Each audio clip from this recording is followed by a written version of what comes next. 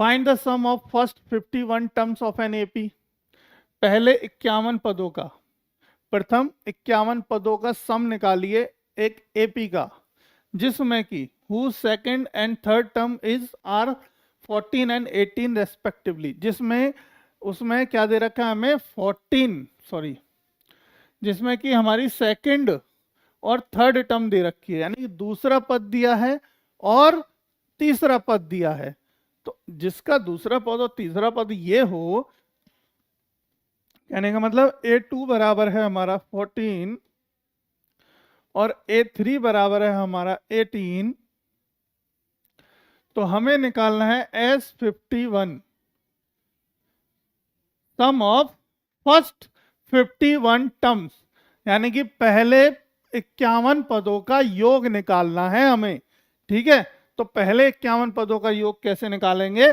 हमें निकालने के लिए चाहिए A की वैल्यू, D की वैल्यू, N की वैल्यू, है ना, ये सब चाहिए ना। तो N की वैल्यू तो है आपके पास, नंबर ऑफ टर्म, हमें A और D चाहिए, A और D चाहिए।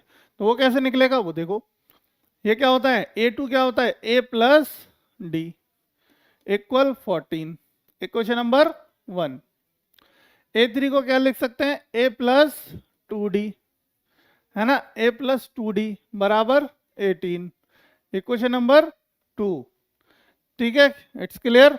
चलिए अब देखिए, अब आप यहाँ पे माइनस कर दीजिए, माइनस कर दीजिए, माइनस कर दीजिए, यानी कि पहले में से दूसरी को घटा दीजिए, पहले में से दूसरी को घटा दीजिए। तो देखो माइनस का बचा बेटा D बराबर, यहाँ पे कितना बचा, माइनस का बचा 4, तो माइनस से माइनस कैंसिल, D की वैल्यू कितनी आ गई, 4 आ गई। D का मान कितना आ गया हमारा, 4। अब D का मान पुट कर दीजिए in equation number 1। Put the value of D in equation number 4, in equation number 1। पहले इक्वेशन में रखिए बेटा, देखो D का वैल्यू, तो A plus 4 is equal to 14 और A is equal to 14 minus 4, that means A is equal to 10। तो A की वैल्यू कितनी हो गई, 10 हो गई। A की वैल्यू कितनी आ गई हमारी, 10। तो A आ गया, D आ गया, N आपके पास है, अब बचा क्या, कुछ भी नहीं। तो यानी सारे मान जब निकल आए तो अब बड़े आसानी से आप एक काम कर सकते हैं कि सारे की सारी वैल्यूज रख सकते हैं। किसके अंदर, देखो Sn के अंदर। Sn का फॉर्मूला क्या होता है, Sn का फॉर्मूला होता है n/2 2a plus n minus 1 into D, ये फॉर्मूला होता है। अब हमें क्या करना है, S51 इज इक्वल टू 51/2, ठीक है, 2 इंटू ए की वैल्यू कितनी आई है बेटा, ए की वैल्यू आई हमारे पास 10 आई है, प्लस एन की वैल्यू कितनी है 51, यानी कि 50 माइनस 1, 51 माइनस 1 50 हो गया, इंटू डी की वैल्यू 4 आई है 4। ठीक है, कोई बात नहीं। देखिए 51/2 कितना हो गया बेटा, ये 20 हो गया, प्लस ये कितना हो गया, 50 चौका 200 हो गया, भाई 5 चौक 20 होता है, 200 हो गया, कितना हो गया 220। 51/2 इंटू 220, 220 हो गया। अब 220 इससे काट दोगे तो कितना हो गया, 11 0, है ना, यानी 51 इंटू 110 इक्वल, देखो जीरो का तो जीरो हो गया, 11 कम, 11 का 1 हाथ से लग गया, 1 11 5 55 और 1 56, तो 5610।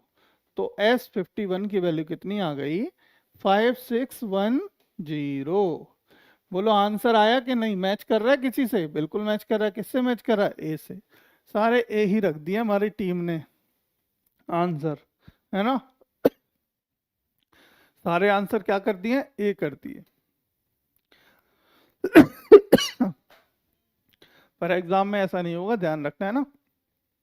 और यहाँ पे ये जो क्वेश्चंस देख रहे हो आप स्क्रीन पर और जो हम पढ़ रहे हैं, ये सारे क्वेश्चन ऐसा नहीं है कि आपको एग्जाम में ऑब्जेक्टिव में मिलेंगे, ऑब्जेक्टिव में नहीं मिलेंगे, ये सारे के सारे लॉन्ग क्वेश्चंस हैं। ठीक है, बड़े क्वेश्चन है, 4 नंबर वाले क्वेश्चन है।